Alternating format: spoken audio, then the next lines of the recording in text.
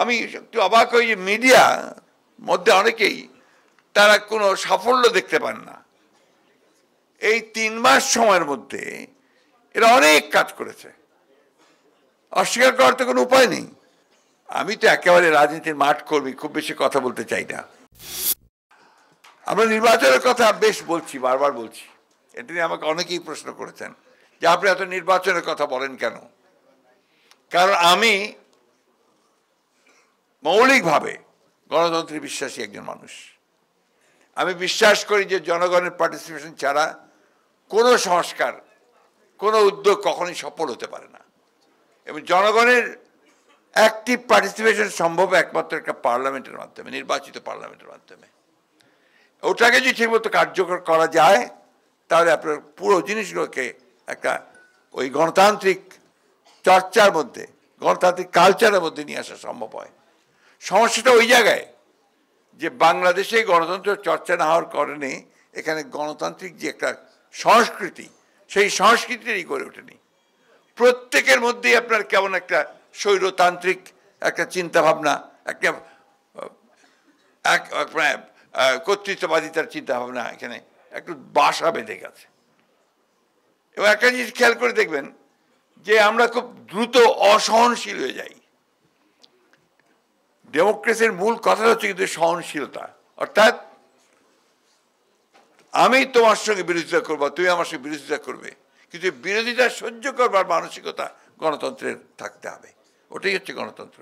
এখানে আমরা যে বিরোধিতা করবে তাকে আমরা কখনোই সহ্য করতে চাই না, মুহূর্তের মধ্যে উড়িয়ে দিতে চাই। তো যাই হোক, আমি ওই বিষয়গুলোতে যাচ্ছি না এখন। আমি শুধু যেটা বলতে চাই যে এই সরকারকে সময় দিতে হবে। এই সরকার, তাদেরকে আমরা দায়িত্ব দিয়েছি, তারা কাজ করছেন। অনেকেই বলেন যে আমি একটু অবাক হই যে মিডিয়া মধ্যে অনেকেই তারা কোনো সাফল্য দেখতে পান না। এই 3 মাস সময়ের মধ্যে এরা অনেক কাজ করেছে, অস্বীকার করার তো কোনো উপায় নেই। সংস্কারের জন্য তারা কমিশনগুলো গঠন করেছে, আইন পরিবর্তন করেছে, আইনগুলোকে নিয়ে কাজ করছে। বেশ কিছু এই ফ্যাসিবাদের যারা দোষর তাদেরকে ধরেছে, আটকেছে, তাদের বিচারের জন্য ব্যবস্থা নিচ্ছে। এই বিষয়গুলোতে কাজ কিছু কিছু হচ্ছে, সব কিছু একসাথে সম্ভব নয়।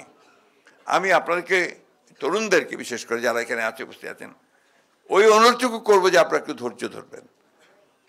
নিশ্চয়ই আমরা বিশ্বাস করি যে যাদের নেতৃত্বে এই সরকার চলছে তাদের নেতৃত্বে একটা, আর যেহেতু ছাত্ররাও এর মধ্যে আছে, তরুণরাও এর মধ্যে আছে, আমরা বিশ্বাস করি যারা নিশ্চয়ই সেই জায়গাটাকে পৌঁছাতে পারবেন।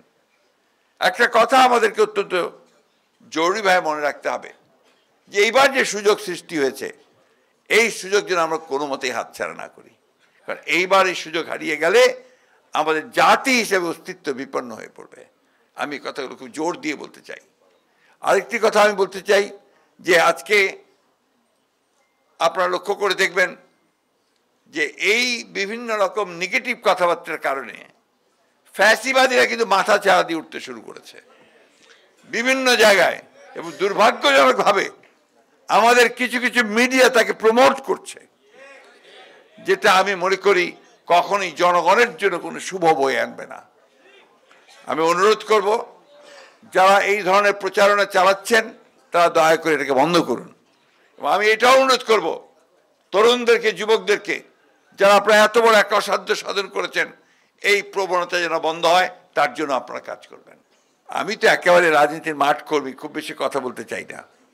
আর এখন খুব বেশি কথা বলাও সমীচীন নয়, কারণ এখন যারা রাষ্ট্রের দায়িত্বে আছেন তাদেরকে আমরাই মনোনয়ন দিয়েছি, সবাই একসাথে, ছাত্ররা, রাজনীতিবিদরা, আমরা সবাই এই প্রত্যাশা নিয়ে দিয়েছি যে তারা এই দেশের যে জঞ্জালগুলো 15 বছরে, 16 বছরে আওয়ামী লীগ সৃষ্টি করে গেছে, সেই জঞ্জালগুলোকে সরিয়ে একটা সুষ্ঠু অবাধ নির্বাচনের ব্যবস্থা করবেন, যাতে করে সেই নির্বাচনের মধ্য দিয়ে আমরা এই যুবকদের চাওয়া, তরুণদের চাওয়া যে নতুন বাংলাদেশ, সেই বাংলাদেশ আমরা তৈরি করতে পারি।